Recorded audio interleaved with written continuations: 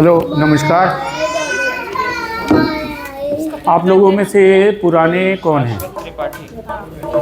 जो पुराने हैं कितने दिन हो गए? 10 महीने। अपनी बात बता दो। जैसे इधर ही बोल देना, इतना बुला अपना बात बताओ। 10 महीने में कितनी एज है, कितनी बच्चे की है, क्या इम्प्रूवमेंट आया, नहीं आया, ट्रीटमेंट कैसा लगा, ये सब आप लोग पहले बताइए। कितने दिन हो गए? फरवरी से। उम्र कितनी है इसकी?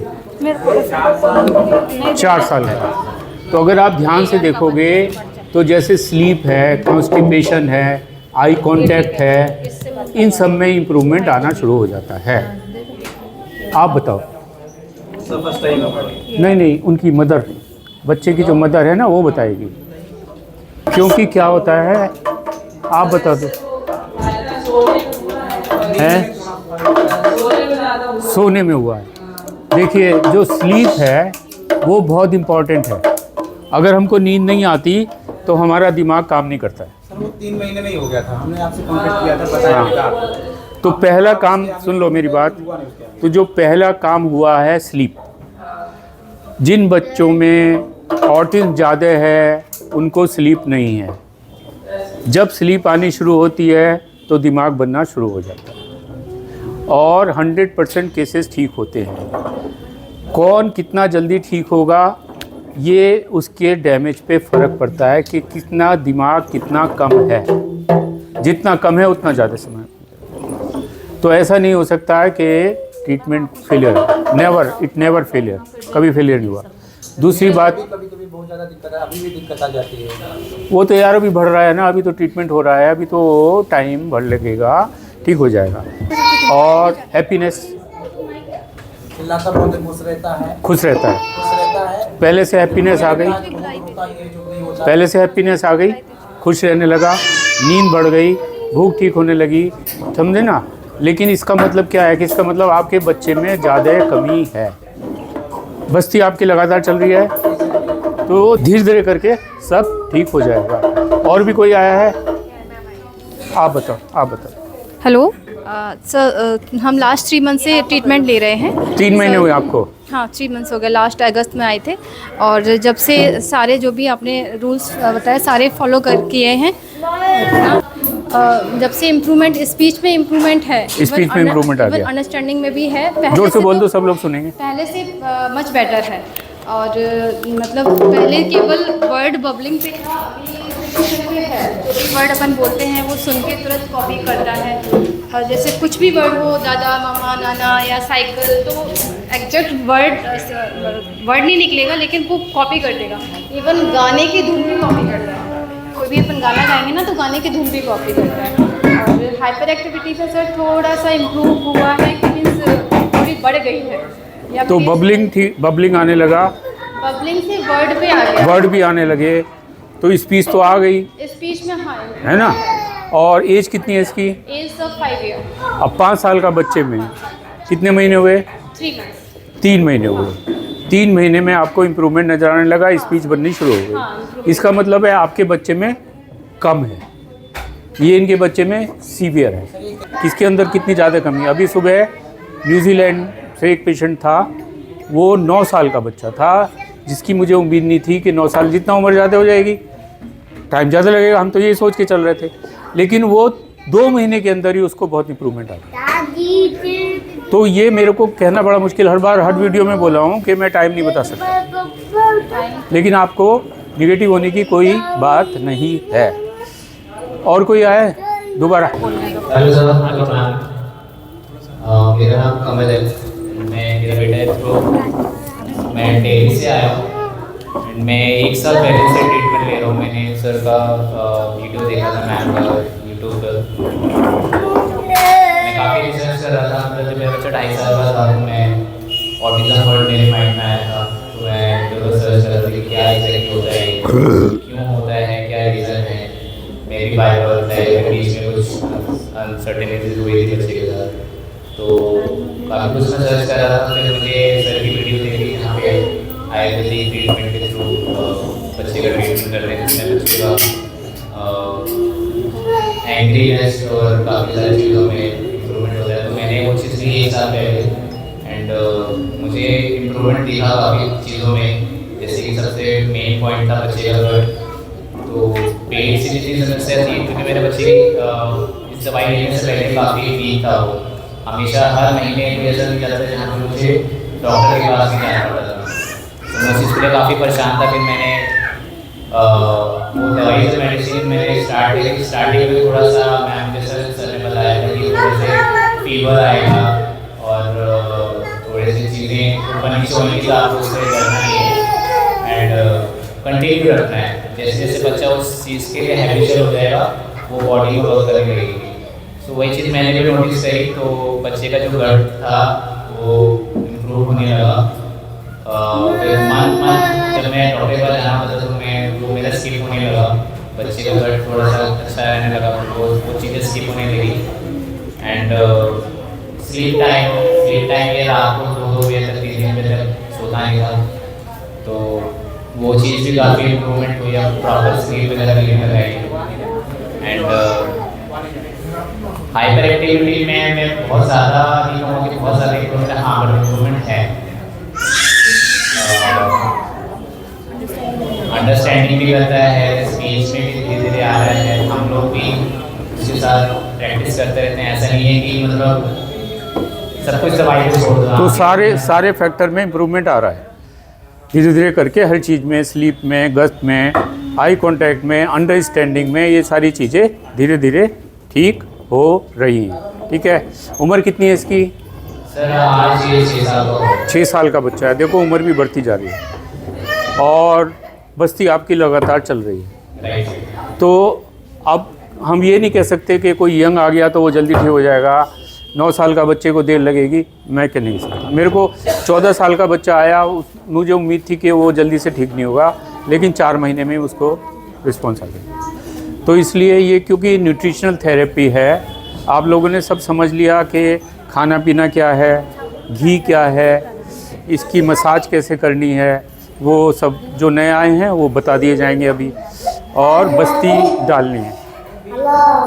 तो हर चीज़ बोल रहा है ये। अरे ये तो बोल रहा है अच्छा खासा। इसको हनुमान चालीसा भी आती है, सुनाइए। हैं? इसको हनुमान चालीसा भी अरे सुना दो भाई हनुमान चालीसा। राधे राधे। अच्छा हनुमान चलो सुनाओ। हनुमान राधे राधे बरसाने वाली राधे सुनाओ।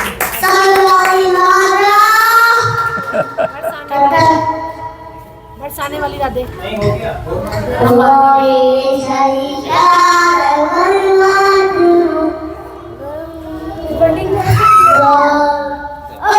आवाज़ कम कर दो थोड़ी। तो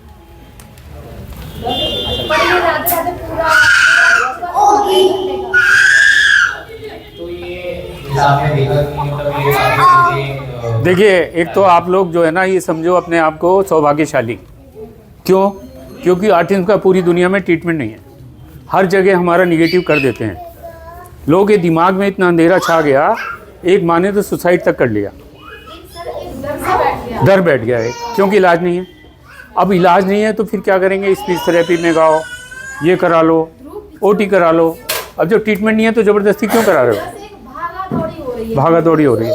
लेकिन अभी आप लोग लगातार, हम इसलिए क्यों वीडियो हम डाल रहे हैं, जो लोग पेशेंट जैसे भी हैं, हम एकदम से भीड़ में बोलते हैं, जिसका जैसा है तुम बोलो, निगेटिव है पॉजिटिव है जो भी है बोलो, क्योंकि ट्रुथ सामने आना चाहिए, सच सामने आना चाहिए। मेरे बोलने से नहीं होगा। अब इन लोगों ने, इन्होंने बोला, उसने ये सब बोल दिया राधे, और वो सब हनुमान चालीसा भी पढ़ना शुरू कर दिया, दूसरे ने बोला, इन्होंने बताया, तो ये सब का आपको पता चल गया कि देयर इज़ ए ट्रीटमेंट। निराश होने वाली कोई बात नहीं है, ये दिमाग में आप लोग बैठा लो।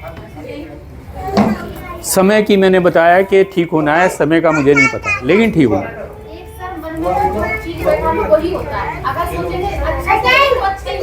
ये बात इतनी सही है क्योंकि हमारा, हाँ बिल्कुल सही कह रहे हैं, क्योंकि हमारे दिमाग से जो है ना दुनिया ये चलता है। हाँ हेलो सर, आप भी कुछ कहना चाहें?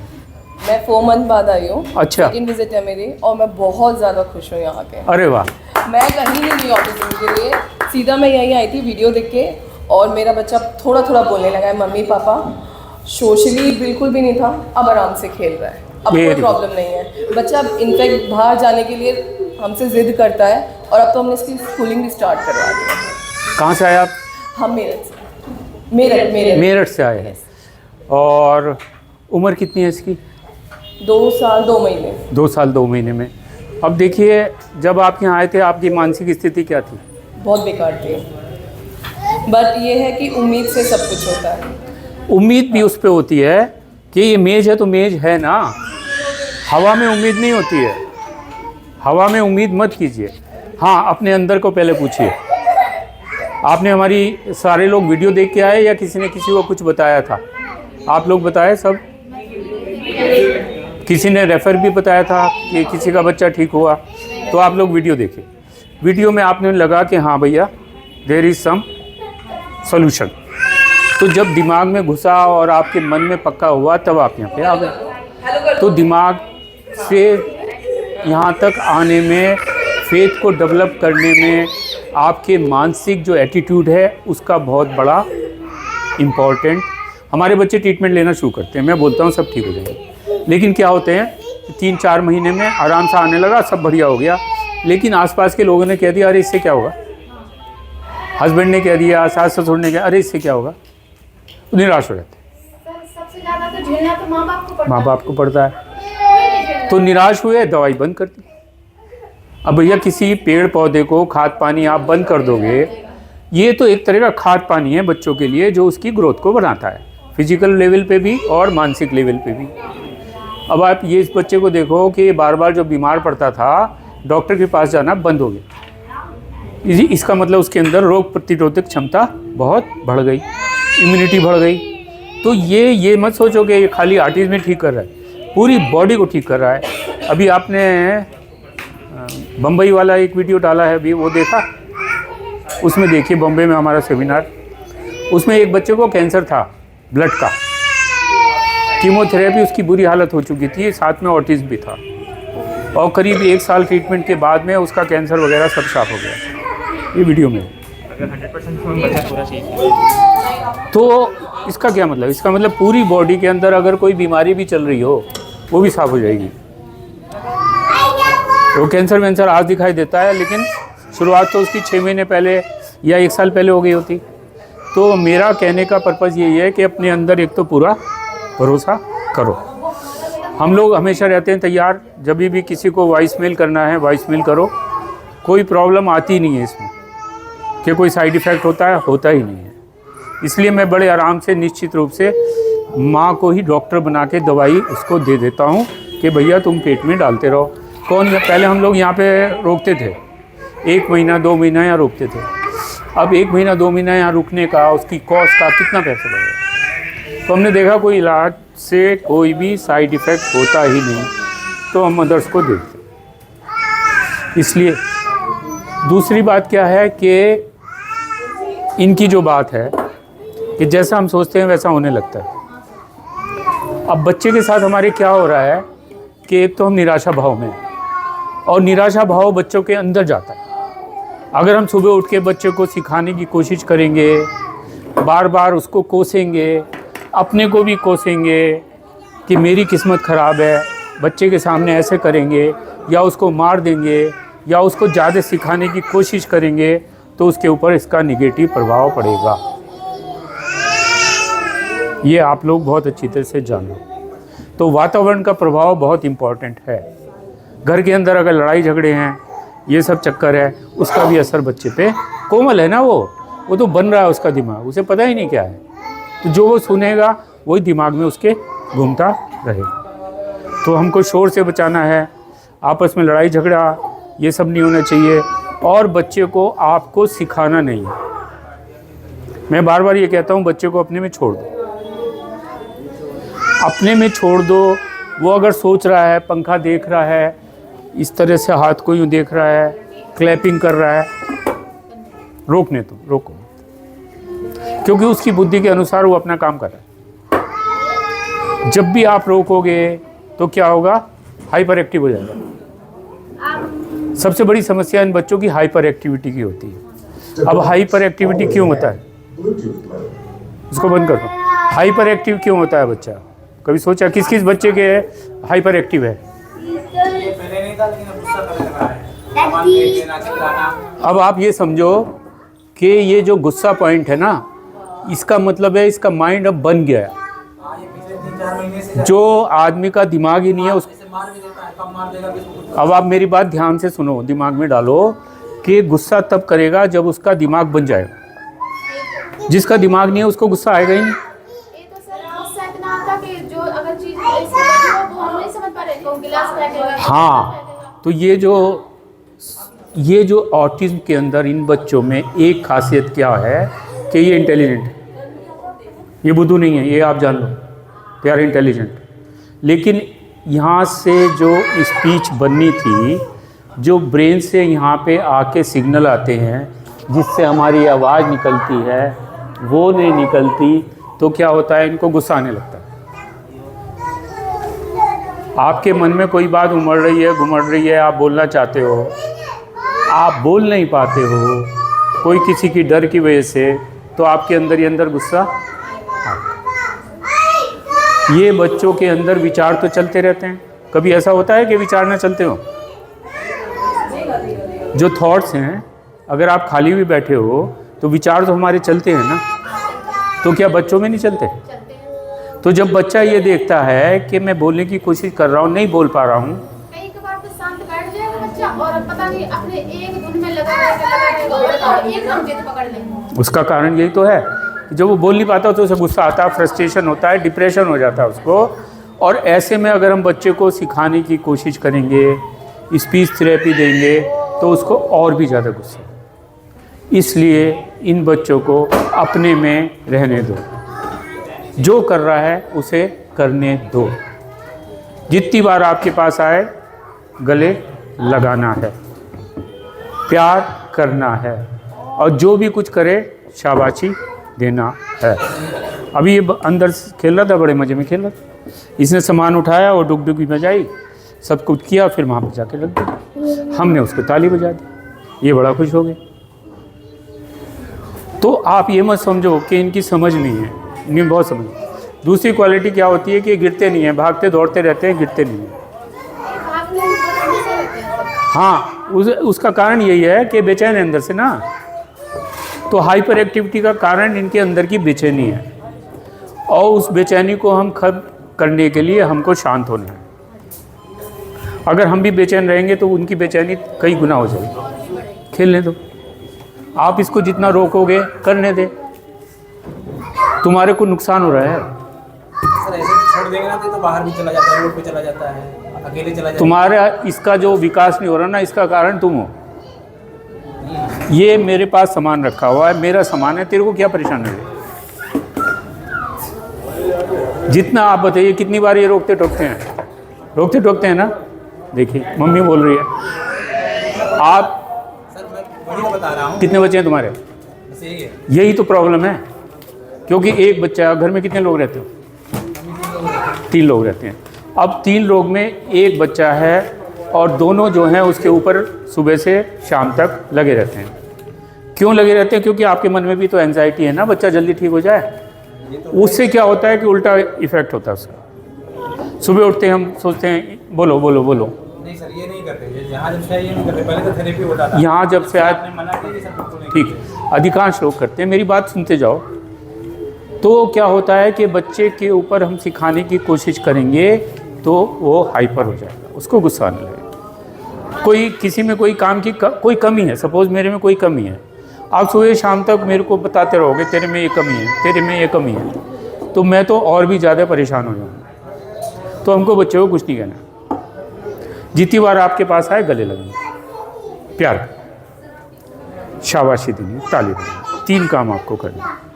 अभी जैसे यहाँ आया था और मैं उसको हटा देता या आप हटा देते तो इसको गुस्सा आ जाता।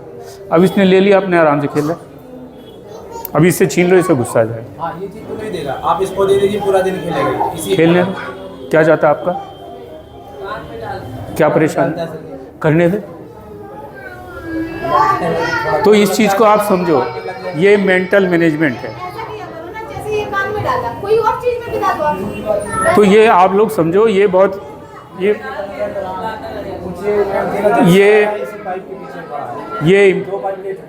अरे भैया करने देना यार, क्यों परेशान हो रहा है तुम? मेरे को बच्चे को मेरे पास छोड़ दे, 2 महीने बाद देखो कैसे मिलेगा। ये मैं बोलता हूँ तुमको, हमको दे दो बच्चे को, 2 महीने बाद लेके चले जाओ, ठीक है? वापस ज़रूर कर दूंगा, चिंता मत कर। तो हाँ रुक जाओ, अच्छी बात है, लेकिन तुम्हारे साथ नहीं रहेंगे, मम्मी के साथ रुक जाएगा। हाँ तो इसको आप समझो, मेंटल मैनेजमेंट को क्या करना है, हमको भी हैप्पी रहना है, बच्चों को हैप्पी छोड़ दो। तो ये तो हमारा मेंटल मैनेजमेंट हो गया। फिजिकली आपने सोच ही लिया कि कैसे करना है, खाना क्या है, घी कैसे देना है, मसाज करनी है, धूप की सिकाई करनी है, बस्ती करनी है, ये 5 काम। धीरे धीरे करके इम्प्रूवमेंट ठीक हो जाता है। अब किसी को कोई चीज़ पूछनी है तो मेरे से पूछ लो, प्रोटोकॉल के संबंधित और किसी चीज़ के संबंधित।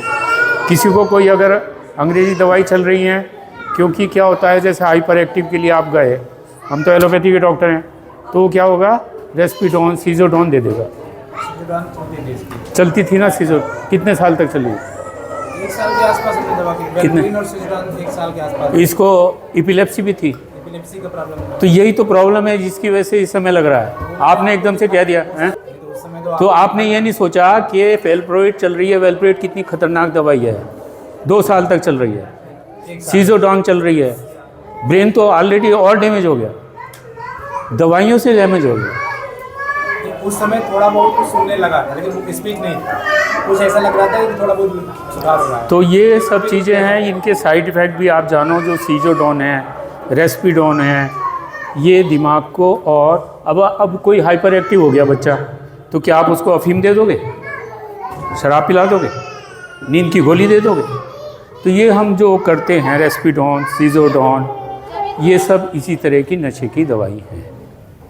जब ये 3 साल का था सर, मैंने उधर दिखाया था लुधियाने में, वो भी सर वो नींद की गोली दे रहे थे।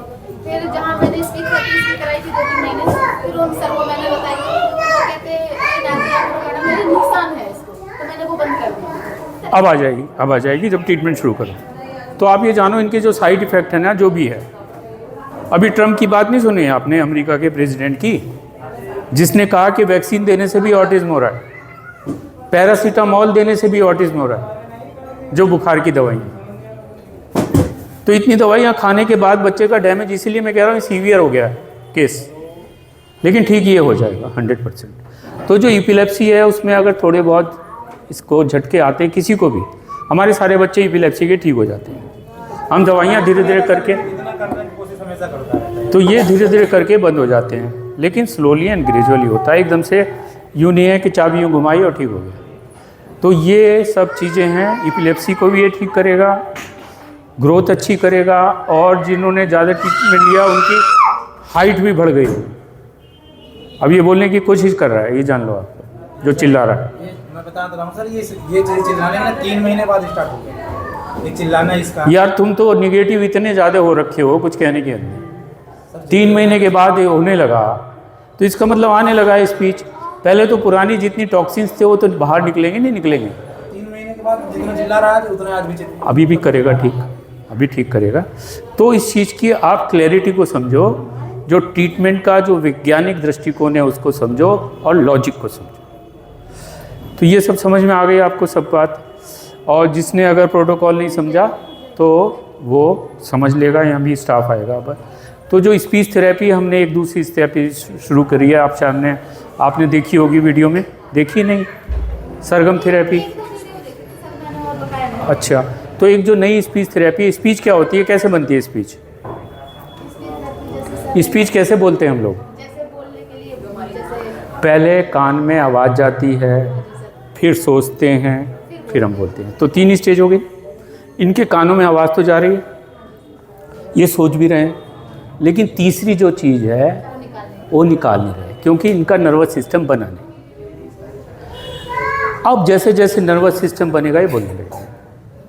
तो स्पीच बाहर से अंदर जाएगी कि अंदर से बाहर जाएगी? अंदर से बाहर आएगी। Very good. तो जैसे ही अंदर का सिस्टम बन जाएगा बोलने लगेगा। शुरू में बबलिंग आएगी, अगड़म बगड़म कुछ कुछ बोलने लगेगा, फिर कोई शब्द निकलने शुरू होंगे, फिर सेंटेंसेस बनने शुरू हो जाएंगे। ऐसे इस चीज़ होती है। स्पीच सबसे बाद में आती है इस ट्रीटमेंट में। हाँ, अभी मैं पूछता हूँ, सबसे पहले कॉन्स्टिपेशन ठीक होगा, दूसरा स्लीप आनी शुरू हो जाएगी, तीसरा आई कांटेक्ट बनना शुरू हो जाएगा, चौथा उसका अंडरस्टैंडिंग बनेगी, मेमोरी वगैरह, कहीं भूल गया होगा सामान आप भूल जाओगे, उसको याद करके बता देगा। उसके बाद बबलिंग शुरू होगी, फिर हाइपर एक्टिविटी कोई समस्या नहीं है, हो रहा है तो आप बिल्कुल चिंता मत करो उसकी। क्या बोलना है आपको, बताओ। मैं अभी आपसे अलग से बात करूंगा ना, हर पेशेंट से मैं अभी अलग से बात, अभी तो हम जनरल टॉक कर रहे हैं, जनरल एक बात कर रहे हैं। और किसी को कुछ पूछना है तो स्पीच थेरेपी हम लोग करवाते हैं। कैसे करवाते हैं ये आप लोग सुन लो, अभी ध्यान से आप सुनो। स्पीच थेरेपी हम लोग कैसे करेंगे, कैसे करेंगे? हमको सा रे गा मा पा धा नी 7 सुर होते हैं ना, इन्हीं 7 सुर से हमारी स्पीच बनती है। चाहे वो बंगला बोले, हिंदी बोले, तमिल बोले, फ्रेंच बोले, कोई भी भाषा जो बनेगी इन्हीं 7 सुरों से बनती है। अगर बच्चा आपके साथ ये सुर मिलाने लगता है तो स्पीच जल्दी आएगी। अब कैसे करेंगे? हमको बच्चे को सिखाना नहीं है। अभी आप इन बच्चों का असर देखना जब हम करेंगे। आप जैसे मदर फादर हो या घर में और बच्चे हैं तो हम क्या करेंगे, खुद दोनों बैठ जाएंगे और खूब ज़ोर से सा रे गा मा, एक सुर पे ठहरना है। अब मेरे साथ आप सब करना है, एक साथ सब बोलेंगे सा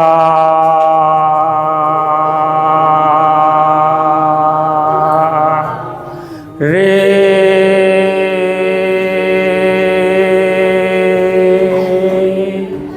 गा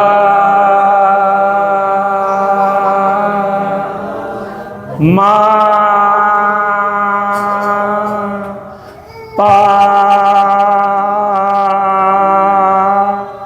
धा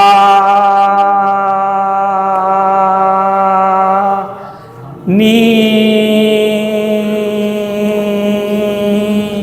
देखा शांत होने लगा। फिर मुंह, उस बच्चे ने मुंह खोल दिया था, हाइपर एक्टिविटी कम हो जाती है। फिर आपके पास आके वो अपने आप ही खड़ा होके आपके साथ सुर मिलाएगा। ये स्पीच थेरेपी करनी है। हमको इसको नहीं बोलना, तुम बोलो। आप दोनों को बैठ के आपस में एक साथ खूब तेज आवाज़ में सा रे गा मा पा, दिन में 1 बार कर लो, 2-3 मिनट कर लो, 2 बार कर लो। खुद ही आपके पास आके फिर कुछ दिनों के बाद खुद ही आपसे कहेगा सा रे गा मा करो। तो बच्चा हमेशा देख के सीखता है, ये आप जानो। हम हाँ, तो जो बच्चा देख के सीखता है वो ज़्यादा याद करता है। अगर हम बार बार उसको सिखाते हैं तो उसका दिमाग कहीं और होता है। लेकिन जब वो खुद से सीखता है तो सीखने के साथ साथ वो सोचता भी तो है। अगर वो यूं कर रहा है तो इसके साथ सोच भी तो रहा है।